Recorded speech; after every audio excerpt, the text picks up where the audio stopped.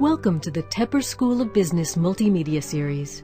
For more information on the Tepper School at Carnegie Mellon, please visit us at www.tepper.cmu.edu/multimedia. And now, here's your selected video.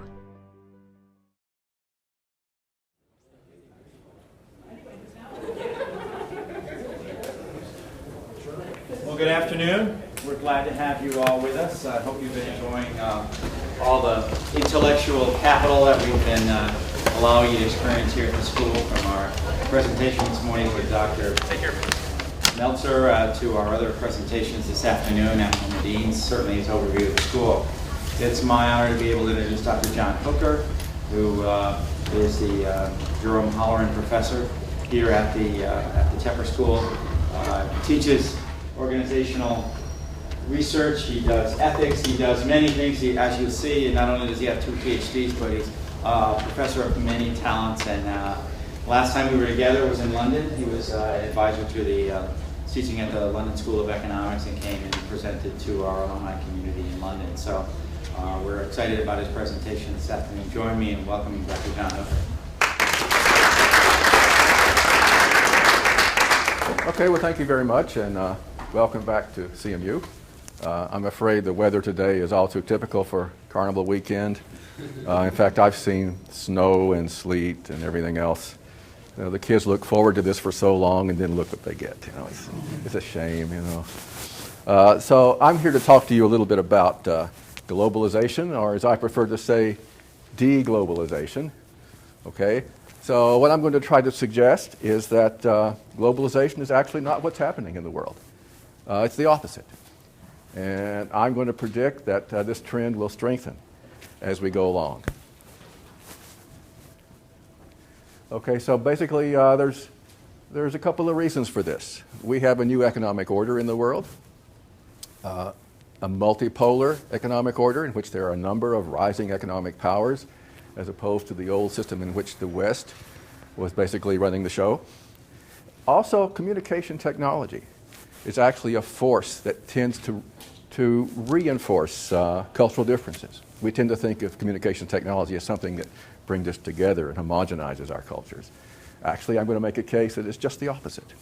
So we have two strong trends here, I think, that are making our cultures all the more different, emphasizing our differences, which makes it all the more important that we know how to navigate these multicultural waters around the world.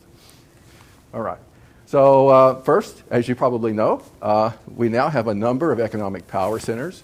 Perhaps the newest one is Brazil. I'll be spending next fall at the University of Campinas in Brazil. Really looking forward to it. Another rising global power. What's going on here is that some countries in the world have discovered how to leverage their economic and cultural advantages. Now, we tend to think, well, these developing economies are developing because of cheap labor. I mean, that's what's driving this phenomenon. Okay, well, cheap labor is a catalyst, but, you know, many countries have cheap labor, right? Many countries have cheap labor, but only a few of these countries have become economic powerhouses. Why? What makes the difference? Well, I'm going to suggest that one factor that makes a difference are the cultural advantages, the peculiar cultural traits of some of these countries that have succeeded, that they have leveraged for success. Okay, and here's some examples I'm going to take you through, beginning with the Japanese, the first big phenomenon back in the 70s and 80s, and then moving through the others, ending up with us here in the West. Okay, so you can see what you think. So first, Japanese. The Japanese became famous for their quality standards back in the 1980s. And you may not realize it. Many people don't talk about this anymore, but much of our productivity today, particularly our growth through the 90s, is due in large part to Japanese ideas. Okay, people used to talk about total quality management and such buzzwords as that back in the 80s. These weren't just buzzwords. These were real phenomena. So the efficiency of manufacturing has improved by an order of magnitude over the last 30 years or so. And we've all benefited from that. And the credit must go in large part to the Japanese. Okay? Why? Well, they have some cultural traits that make them very good at this. One is a group-oriented culture. So if you're working at a Toyota plant, Toyota's where all this got started. If you're working at a Toyota plant, sometimes the employees have some ideas about how to improve the process. Okay? Now maybe it's just only a little idea, only a small improvement.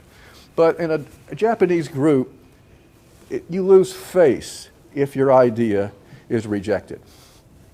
There's the story I read about recently about an American who took his family to Japan and enrolled his daughter in an international school, which most of the students were Japanese. She was like first grade little girl. And the question came up in class, what is the capital of the U.S.? Well, most of the little kids thought it was Hollywood. But the American girl says, no, it's Washington, D.C. But the group decided it was going to be Hollywood because it's more important to preserve that group harmony, preserve face, than to be right. More important to be nice than to be right. So in Japan culture, in Japanese culture, maintaining this harmony is important. And one way to do that is to honor the ideas and suggestions of your employees. So Toyota was famous for its suggestion boxes. People would put little suggestions in the box to how to improve their workstation, and the company would honor those suggestions and implement them. Okay? Well, each one made very little difference. But over 10 or 20 years, they built the most respected manufacturing plant in the world. And Detroit auto executives were flying back and forth constantly to learn from these guys. Okay? It's called continuous improvement. So it's a long-term horizon culture. The Japanese use the analogy of walking through a swimming pool. Suppose you want to get to the other side of the swimming pool and you're in deep water. Well, if you try to do it in a hurry, okay, you're going to meet a lot of resistance from the water. It's going to be a lot of hard work. Well, you can also get to the other side very slowly, in which case it's almost effortless. Okay? Well, there's no energy, but you get there just the same if you're patient.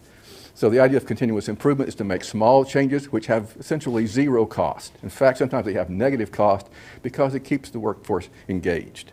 Okay? But the goal, the destination, is quality that's unmatched around the world. Okay? The Japanese also have a concept of nemawashi, which is the way they make decisions. I was actually on a committee once operated by nemawashi. And then what happened was the chair of the committee would pass around a memo so that we could all contribute our own ideas. And he used the correction facility in Microsoft Word for this. So by the time the memo was finished going around, it was unreadable because of all of the corrections and changes and annotations, which the chairman honored and incorporated them all into the memo so that everyone felt they were part of the game. So this is nemawashi, very Japanese. Okay. You've probably heard of just-in-time inventory management. It's real. Kanban systems. So the Japanese reduced in-process inventory costs by orders of magnitude. They reduced setup costs by orders of magnitude, all by using ideas, small ideas, and by using the old boy networks that Japanese executives form among themselves. These are called keiretsu, vertically integrated keiretsu. So if you're running an auto factory, you're going to source your radiators from a guy you went to school with at Tokyo U and play golf with, go to karaoke with. Okay, you trust the guy. So you don't take bids for the radiators. You're going to do business with him. And in fact, you're going to share production schedules and share technical information because you trust each other as old buddies. Well, this means you can coordinate your activities very closely, and you can really have just-in-time inventory management. The parts arrive just when they're needed. Okay, so it's efficient when it works. Okay. So that's Japan. Okay, so what I'm trying to say here is that this Japanese quality that the world now imitates grew directly out of 2 or 3 very distinctive Japanese cultural traits that they leveraged. Okay? So why should they be like us when they did so well being like them? India, the information technology powerhouse. What's going on there? Well, there's actually something going on. Now, Indians will disagree with me. Many will tell me, we're westernizing, right? We're becoming like everyone else. I disagree. Indians are Indianizing. They're tapping into their ancient culture to leverage it in today's economy. Let me explain how I think that's going on. Okay? So basically, we in the West are secularists, right? We distinguish the divine from the secular. The concept of secularity only developed in the Middle East and in the West. It doesn't exist elsewhere in the world. Okay? And the rest of the world is pantheistic. So the world is sort of infused with spirit, right? So what does this mean? What this means is that you cope with life a different way. So we cope with life by engineering our environment. We go out there and control, right? We build roads, we build electrical systems. We engineer the world because it makes us feel like we're under control. Okay? In Indian culture, you don't have to do that. You don't have to engineer the world. Rather than control the world, you control what's up here. Now, the ancient art is called yoga. Okay, so there are not too many people practicing yoga now in India. There are some yogis around. Today, yoga takes the form of academic discipline, studying for those exams to get into the IITs, which, by the way, are much more competitive than our schools. So a lot harder to get into an IIT than it is to get into MIT. So these guys discipline themselves intellectually, mentally. So you have this crop of thousands of PhDs. Just around Bangalore, there are thousands of PhDs, okay, who have gruelingly studied for those exams, and they have trained their mind. No wonder they can write software, right? Software requires enormous discipline to write. I mean, I've done it myself, written thousands of lines of code myself. I can tell you about it. You have to have that mental world under control, and this is what these guys are good at, and they have been good at it for thousands of years. So they're exploiting that trait, that trait, okay? Another thing that Indians are very good at is networking. This is how they get things done in India, okay? You don't get things done by reading the rule book or going through the procedures. You may have to go through procedures, but that's not how you get things done. You get things done by networking with your friends and family, working through people you know, okay? So Indians are very good at this, and it turns out that networking is an ideal way to absorb technical knowledge, right? So the guy who fixes your computer, how did that guy learn to fix your computer? By reading the manual? No. He learned it from his friends, right? These guys hang out with each other. They exchange tricks and information. They network with each other like crazy. And this technical information is much more efficiently conveyed through networking, through personal relationships, than it is through some more formal method. This is, after all, how people learn to play the violin, right? From a master, by networking, so to speak, on a personal basis with someone. You need a high bandwidth connection. Okay. Also, there's a traditional verbal culture because the Aryan people who came from Central Asia to India were nomadic and relied very much on a heavily verbal ability. This is well suited for today's economy. And as I mentioned, software is a perfect example. So while we Westerners go out there and build a bridge, okay, the Indian IT expert is building something in here. He's creating a world of the mind, and software is a perfect place to do that. Okay. This is why you walk into any IT lab in the world, you're going to see Indian guys all over the place. They are good at this. And it's an ancient trait, I would argue. It taps into an ancient cultural trait. Okay. Korea, a manufacturing success story. Okay, so perhaps you've heard of the Asian financial crisis, right, in the late 90s. Korea was right in the middle of that. They manufactured themselves out of the Asian financial crisis. They're so efficient that even though their currency had gone through the floor, they were able to manufacture their way out of that. So that successful manufacturing sector was built up from a third world economy in about 20 years. It started with this guy, Mr. Park, who was a dictator. Okay? So Mr. Park actually attended a Japanese military school when he was a young man. And he learned about the Japanese keiretsu I told you about. At that time they were called zaibatsu. Okay, these vertically integrated things. And he said, we should do that in Korea. But Korea has a different culture. So in Korea, there are these large family-owned conglomerates called Jaebo, like Samsung, for example, big Jaebo, or Daewoo, LG. Those are all Korean Jaebo. These are huge companies controlled by families. So he said, what we're going to do is build a relationship. Now, if you were in Germany, what you do is write regulations, okay? They have a rule book, and Germans have regulations by the thousands. You regulate the economy to build the industrial sector. That's the way the Germans did it. Okay? You don't do that in Korea. Okay?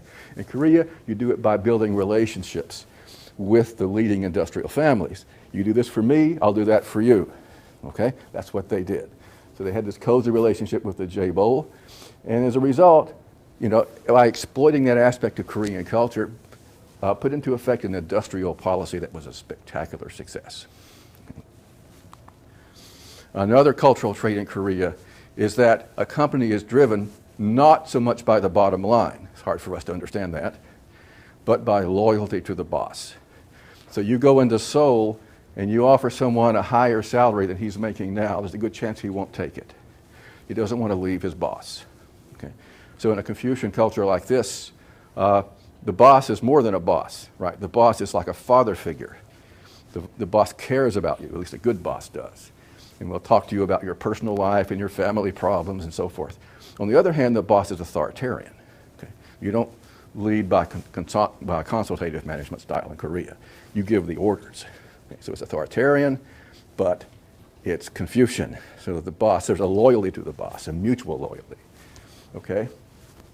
So this encourages long-term planning. Right? You don't have to worry about each quarter's bottom line.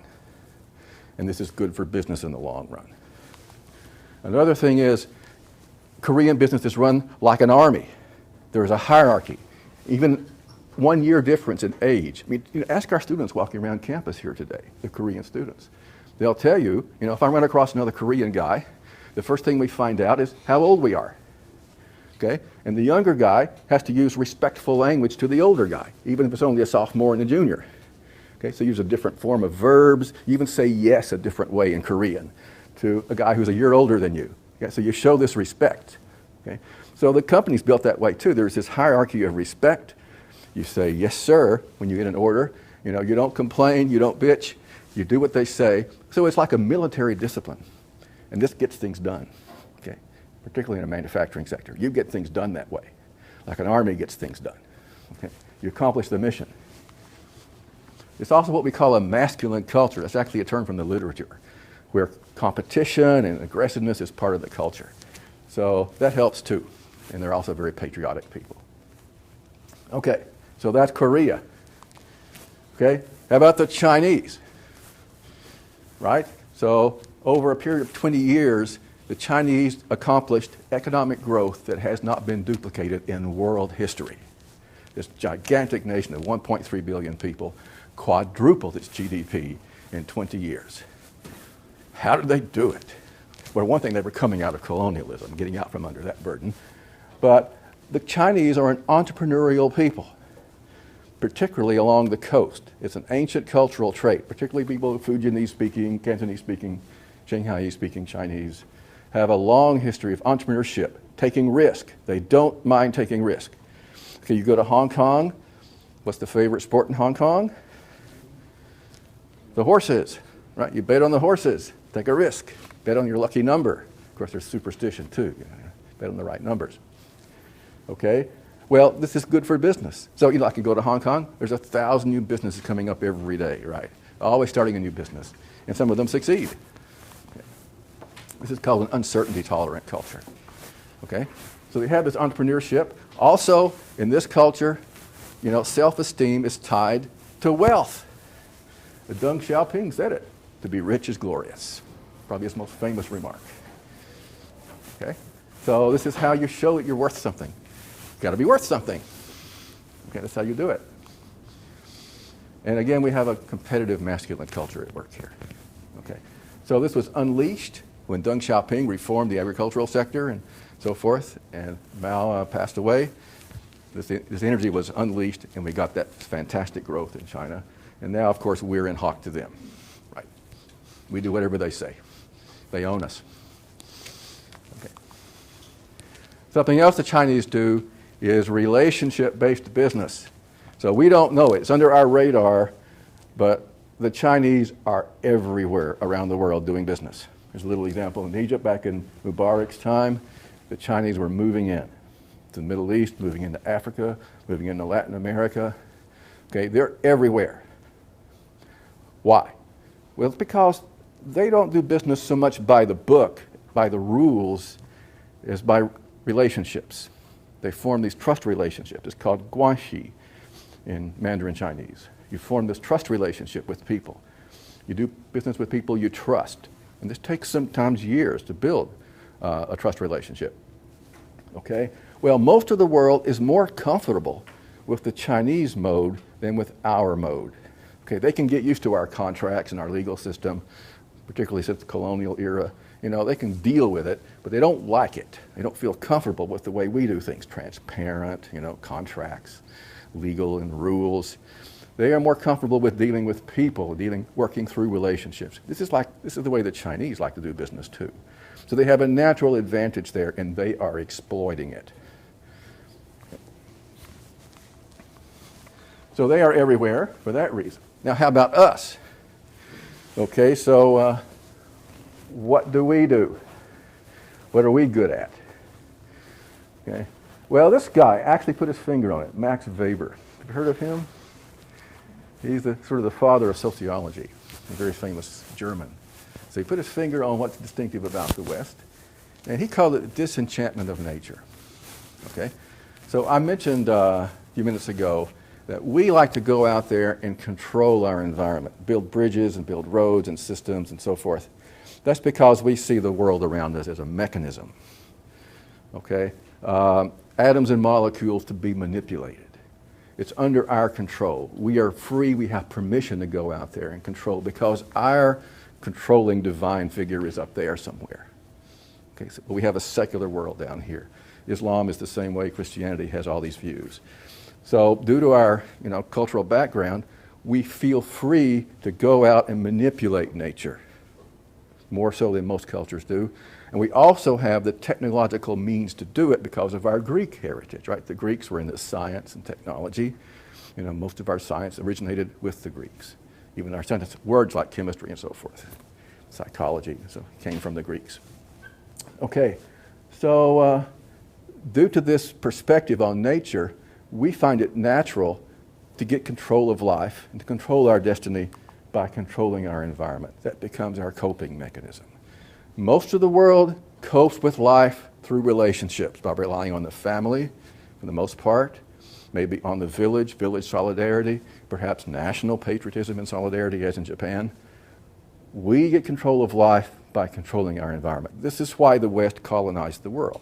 A few Portuguese and a few Spaniards went out there colonizing things. The Chinese could have done that. In that day, the Chinese were far more powerful than the Portuguese and the Spanish. They wouldn't even trade with the Portuguese, because the Chinese already had everything. They regarded the Portuguese as backward. But the Portuguese felt compelled to go out and control the world, as did all Europeans eventually colonize. It's because this is the way we get control of our environment. We're compelled to do this. It's who we are. And we do it through technology. The Portuguese could do this because they had the compass, right? Of course, the compass was invented by the Chinese. Okay? The rudder on the ship was not invented by the Portuguese, it was invented by the Chinese. So, in fact, most of the technology, even such things as the printing press and paper, that were so important to European development, were invented by the Chinese. And, not least, gunpowder, which allowed the Europeans to force their way into their colonies, was invented by the Chinese. So how did the Chinese use gunpowder? They invented it 1,000 years earlier. They didn't use it to take over the world. They didn't need to. The Europeans felt that compulsion to use it for that purpose. Okay. So we have this technologically based coping mechanism. Well, if you're going to be good at technology, you have to be innovative, right? You have to invent the technology to accomplish your purpose. We've always been good at this. Even the ancient Greeks were good at it. The Greeks conquered the world. Alexander conquered the world because he had a secret weapon, some kind of incendiary material that he could shoot at a ship and burn it down. And to this day, we don't know what it was.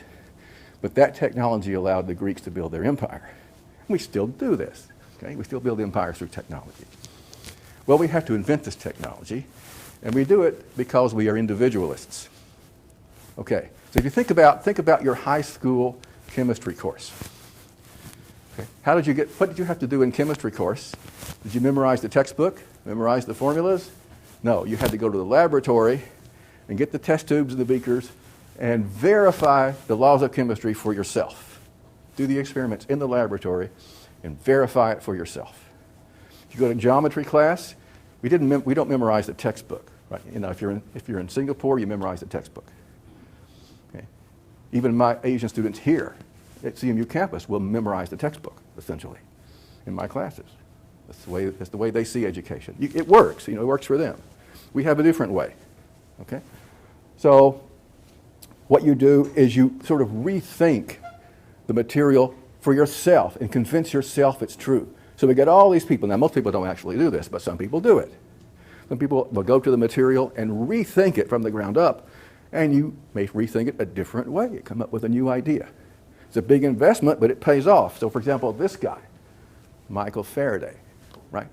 He went into the laboratory to see for himself what electricity and magnetism were all about, and he discovered electromagnetism. That's why we have this thing, that's why we have computers and all the equipment in this room, because this guy wanted to see for himself. Okay? Most of our technology is based on the fact that he walked into a laboratory. Okay? These are the Wright brothers. All right? They didn't just tinker with airplanes. They reinvented fluid mechanics from scratch. They rethought the whole field. That's how they could design propellers that would work. Thomas Edison, very inventive guy. He didn't even go to school. He didn't want to go absorb that, you know, stuff that everyone else was hearing. He was homeschooled by his mother, and he came up with original ideas. So we have this, we place this value on creativity. Here at CMU, we encourage our students to be creative and individualist. It's part of our culture. Okay? It may not be the best way to learn, I don't know, but it is the best way to come up with new ideas. This is what we are good at, and why are we good at it? It's this long cultural tradition I told you about. It goes back 2,300 years to the Greeks. Okay? And even before that in the Middle East, because of our secular view of nature. This is why we're good at it. It's a cultural foundation. So, what am I saying? We got these power centers, economic power centers, that have succeeded by being who they are, not by being who we are. Now, it's true people will borrow technology. Well, of course. You know, cell phone, people will borrow that stuff. You know, civilizations have been borrowing from each other since they existed. The Sumerians and the Egyptians borrowed from each other all the time, but they remained who they were. So although we borrow from each other, now there's every reason to be who we are if you're succeeding, as some countries are. There's no need to homogenize. There's no need to westernize. Why should you? If you're doing great being who you are. So I'm predicting this is going to be the way of this century. This is where the century is going. Deglobalization. Okay, see if I'm right. Okay. As a result, if we're going to operate in this environment, we have to know who they are too. We have to know how to deal with them. And vice versa. Now, how about information technology? Supposedly this force that brings us together and makes this a small world. Again, just the opposite. It's reinforcing cultural differences. Let me see if I can explain why that's true. Rather than homogenizing the world, technology works in two ways to emphasize our differences. One, because now we can appeal to market microsegments. You know, you can specialize your ads to every individual, you know, who's surfing with Google, right? Google knows exactly what you've bought in the past, how you've surfed, which websites you've seen, and directs ads to you as an individual. So we don't need, you know, homogeneous culture. In fact, we can even individualize our online communication. Another factor is that modern communications technology supports a cultural trait that distinguishes us from much of the world. We are a so-called low-context culture here in the U.S. That means that we like information to be transparent and explicit. We like to have rules written down to tell us what to do. So you can go almost anywhere in the U.S. You can go to a swimming pool, right? And there's this long list of rules, you know, what you're supposed to do. You go to a swimming pool in Karachi, I don't think you're going to find any rules written down. There may be rules. People may call you down for doing this, but okay. We like to have everything written down in manuals and rule books and laws, have a big legal establishment and so forth. Okay. This is called low context. Much of the world is a high context culture. You find out what you're supposed to do by absorbing it from the people around you. You learn information by osmosis from other people through your relationships, as opposed from looking at the rules. So my favorite example of this, at one point I was waiting in the lounge of Terminal 3 of Heathrow. I mean, I spent a large fraction of my life, I think, in Terminal 3, Heathrow. Okay? So I was in that waiting room. I'm sure you've all been there. Right? So I went to the men's room, and there was a sign that says, out of order, please use the other men's room. Well, so I went to the other men's room. When I came back to my seat, I just noticed people going up to the men's room door. Some people would ignore the sign and go on in, and others would read the sign and go to the other men's room. But who do you suppose read the sign? Well, you can basically tell where people are from, right? I mean, I can tell where people are from, just by the way they walk, the way they look. Even, U.S., we all look different in the U.S. You can tell an American instantly. I mean, 100 yards away, I can tell an American. Just the way we walk or hold ourselves. Okay. Well, the people from low context cultures, without exception, read the sign and went to the other men's room. All the other guys, without exception, walked in. Okay, so we live in a world where we pay attention to written rules. Right? We're taught to pay attention to these things. Most of the world is not taught to pay attention to written rules. So you lay down these rules to your employees, they're just going to ignore them. You've got to enforce the rules through personal communication and personal contact. Okay? It's got to be personal supervision. So that's the difference between high and low context. Okay, so communication technology actually supports both kinds of culture, high and low context. I'll try to explain that.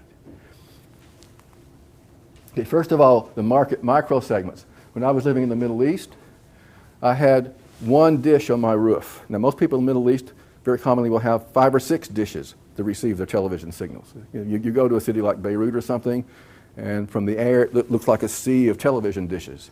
Right? Everyone has several of these. Okay, I only had one. But even with my one dish, I got 350 Arabic language channels. Maybe 1 or 2 English language. I got BBC and maybe one other. Okay, these guys aren't watching Hollywood. They're watching their own stuff. Okay, why should they watch our stuff? It's cheap to set up a satellite TV station. It's cheap. So why shouldn't they do it? This is exactly what they're doing. They got their own content. They don't need, now, everyone watches the same blockbuster movies, it's true. But that's about as far as it goes. Okay, they're watching their own material because it's easy to set it up with modern technology. Search engines. Well, first of all, Google is only one of many search engines. Okay, there are many around the world.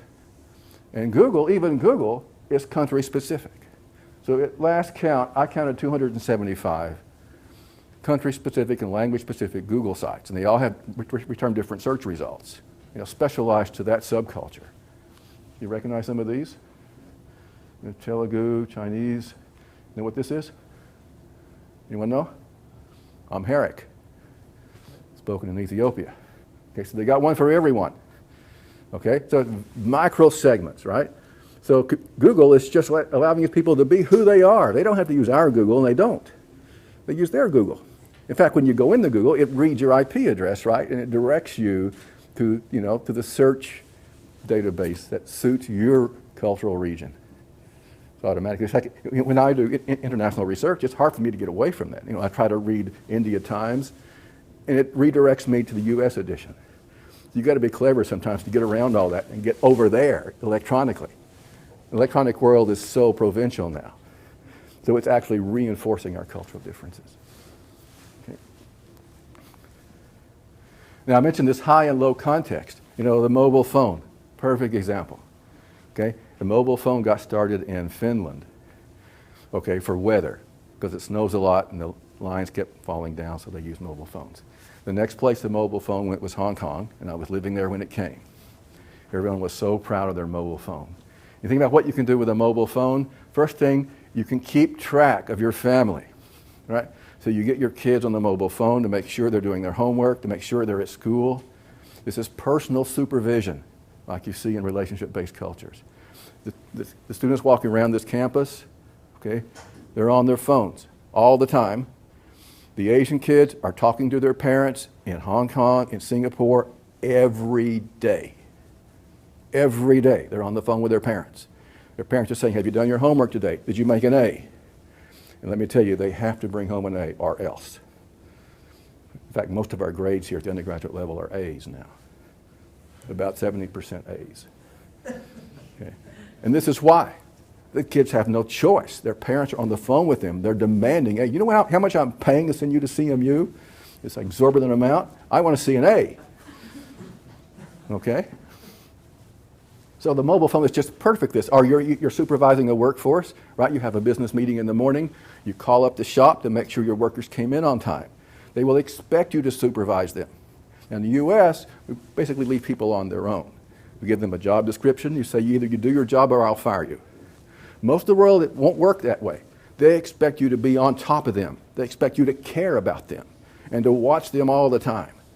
Okay, that's the way supervision is done in a high context culture. And the phone is just perfect for that, like made in heaven for a high context culture. So when everyone around the world adapts the mobile phone, they're not adapting Western culture, even though it's a Western device, a finished device. They're adapting this device to their culture because it's just perfect for it. Okay?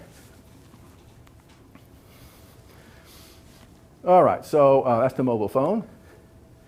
And of course, all this texting and everything, the Japanese kids are absolutely wild with this stuff, okay, with all their anime and their electronics, different phone every week, and so forth. These networking sites, we think Facebook is it. There are many networking sites all over the world. Okay, one of the early big successes was Orkut. Maybe you've never heard of it. Orkut is still wildly popular in Brazil. It was also the main site in Iran until the government shut it down. Okay? And Orkut was actually designed by a Turkish guy, from a relationship-based culture. And, this is what appeared on their original masthead. It's changed now. Okay? This is the way you work through your family and friend connections. Okay? Old-fashioned relationship-based style of networking. Now, we have a different style of networking here. Okay? Our networking means you have friends on Facebook. Quote, friend. People maybe you've never met. Right? So it sort of reduces the meaning of the word to nothing. Right? Or you go to a cocktail party or to a reception, and you shake hands, you meet a few people. You go to a trade show, you meet a few people, put them in your phone so you have their address. That's our style of networking. You network with strangers. Okay? That's the way we do it. The way they do it is to network through their family, through old friends, right? Sort of build organically along these lines of connection and mutual commitment. There's always a kind of commitment with networking. Human commitment, human relationship.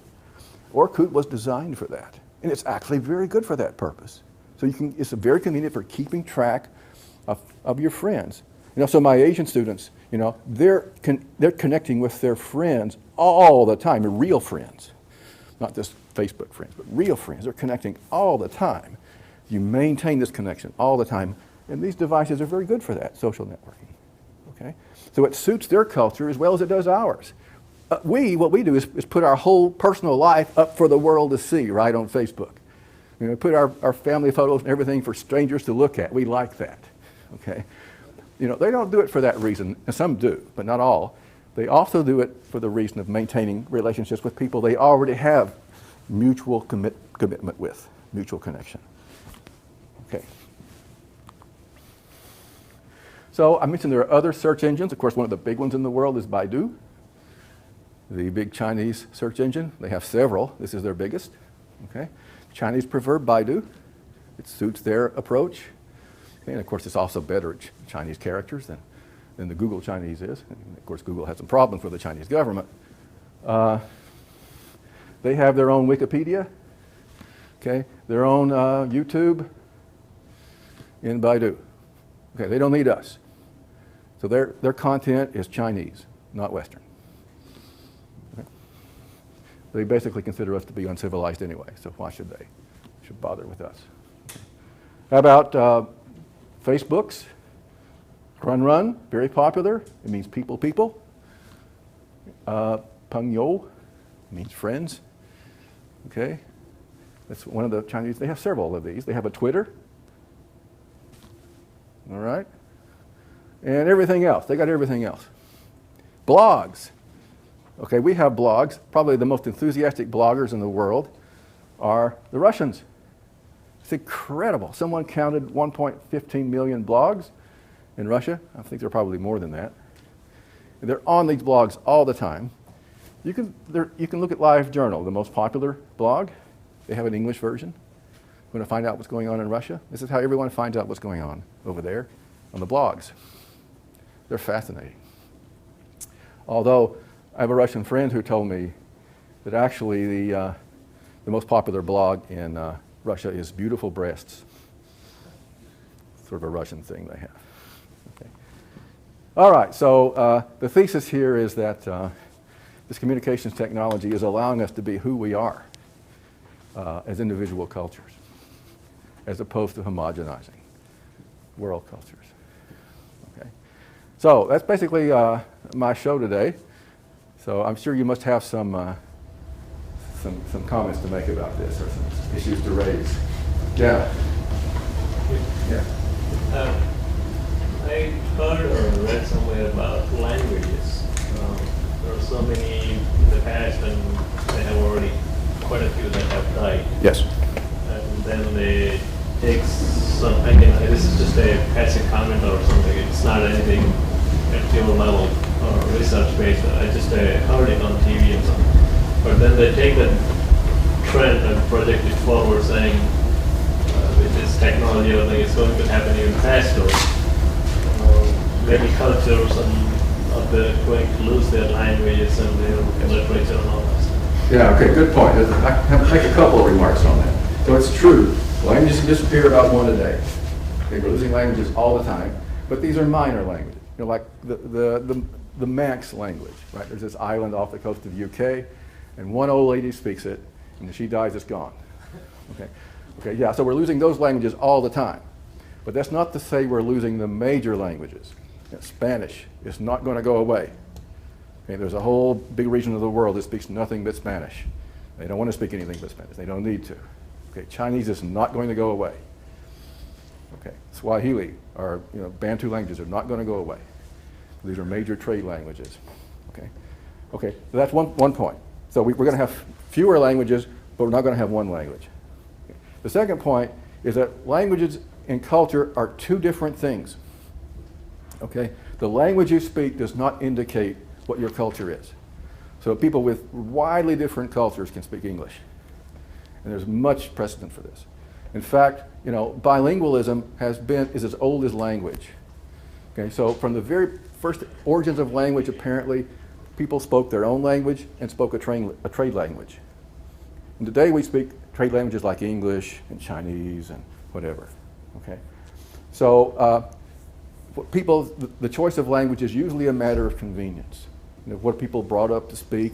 We often speak a lot of pidgins and creoles and things like that out of convenience. So the fact that we're speaking a similar language doesn't mean we have a similar culture at all. Language is really there's an old hypothesis called the Sapir-Whorf hypothesis that suggests that language and culture are sort of correlated. In a few cases that's true. For example, Japanese language has a lot of politeness constructions in it, which is important in the Japanese culture. But as a rule, the language is really not a cultural indicator. It doesn't really isn't tied to culture too much. So even if languages decrease in number, the number of cultures can remain large, even if they're speaking very similar dialects and languages, I would say anyway. Yeah? How would you describe the comparative advantages of Latin America? Well, so we have Brazil. Okay, so that's the big powerhouse in Brazil. What's their comparative advantage? I'm going to find out this fall. I'm going to be living there, but try to figure out what's going on in Brazil. I really don't know. And I'll talk to Brazilians about this, and they have all different theories. They really don't know either what's going on there. Maybe you guys have a theory. Well, not on Brazil. I was going to move on to another question. The university systems in these various cultural areas, does that support your thesis that the as the university systems are developing? Are they developing more on the Western model, or are they evolving differently? Yeah. So the universities provide a tough case for me to deal with. Okay, universities are a lagging indicator of what's going on in the world. So, for example, British universities remain dominant, preeminent in the world long after the British Empire had long collapsed and the country had lost its power. Okay, so we look at the university system, we see a lot of westernization in universities, absolutely, still going on. But universities lag the rest of the world by about a century or so. So it's true.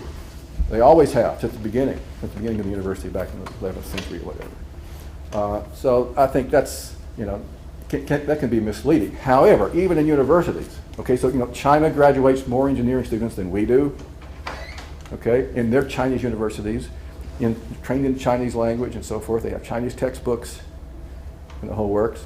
I know of wealthy South Americans who prefer to send their kids to Fudan University in Shanghai rather than to Harvard. Okay, Chinese university.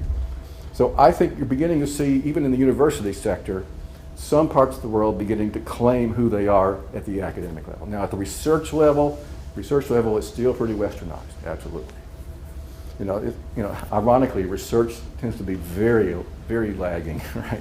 Research world is really back in the Stone Age. You would think it would be at the frontier, but it's not, culturally. Yeah, so you gave me a tough case there to deal with. Yeah. I was curious about the concept of the low and high context. As far as, although you said that language is not an indicator of that, like for example, when I took a class in Mandarin, and actually you get time and context in Mandarin. There's no conjugation for time. But in Western languages, when you have all of those are explicit in the language. Yes, it's absolutely true. So Chinese operates by conveying a sequence of ideas, right? Ideograms. Whereas English operates by connecting those ideas explicitly. We have buts, ands, therefores, and things in our language. And there's tense and inflections. There's very little inflection in Chinese. Okay? So much is implicit in Chinese and spoken Chinese. You gather it from the context. So that's a perfect example of high context, right? And it's not only in the language, it's how language is used. So people will often speak indirectly. So you read all the business cultural manuals, they'll say, don't ever say no. If you don't like the offer, you don't say, I don't like the offer. And they won't say that. They'll never say no to you. It's too direct. It's too impolite. It breaks up the relationship. You'll say, I'll think about it. Maybe there'll be a moment of silence. Maybe you'll change the subject. So even if the language is explicit, it's not used in an explicit way. Okay, it's sort of used in the body language is very important. So the Japanese, for example, are famous for having long periods of silence in their meetings. Okay, so no one's saying anything. This can go on for 30 seconds or a minute of silence, which makes us itchy, right? We can't stand it. But during that silence, there is communication. Okay, there is, body language, facial language, and so forth. It has a meaning. It's pregnant with meaning. Koreans have a similar thing. They have something called kibun, which is their emotional control. It's hard to translate into English. But an important trait for Korean business is to be able to read that kibun, to read the emotions in the subtle cues in the body language, which will never be explicitly, spoken in the language. And the Korean language too is like sort of like Japanese. It's ideas as opposed to logical connections and so forth. Well, very good. Well, let's thank Doctor for his great presentation this afternoon.